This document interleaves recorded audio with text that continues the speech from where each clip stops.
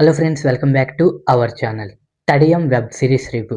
ఈ సిరీస్ 1999 కాలంలో తమిళనాడు, ఆంధ్రప్రదేశ్ సరిహద్దుల్లో జరిగే సీరియల్ మర్డర్స్ చుట్టూ తిరుగుతుంది. పోలీస్ ఆఫీసర్ అదియమన్ అలియాస్ సముద్రికాంత్ ఈ కేసును ఇన్వెస్టిగేషన్ చేస్తాడు.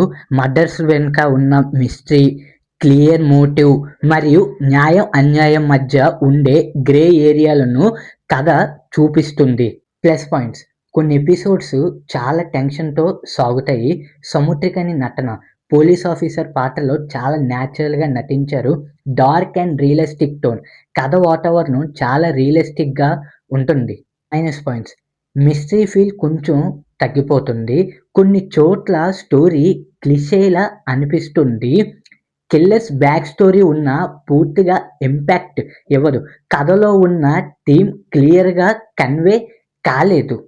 ఓవరాల్ రివ్యూ: ఇది ఒక సస్పెన్స్ క్రైమ్ థ్రిల్లర్ అయినా పూర్తి స్థాయిలో ఎక్సైటింగ్ అనిపించదు. నటన అండ్ సెటప్ బాగున్నాయి. స్క్రీన్ ప్లే కొంచెం వీక్.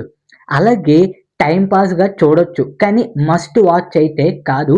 నా ఒక్క రేటింగ్ 2/5. అలాగే ఇది ఫస్ట్ వెబ్ సిరీస్ అండి. సముద్రికాంత్ గారిది ఫస్ట్ వెబ్ సిరీస్ ఇదైతే.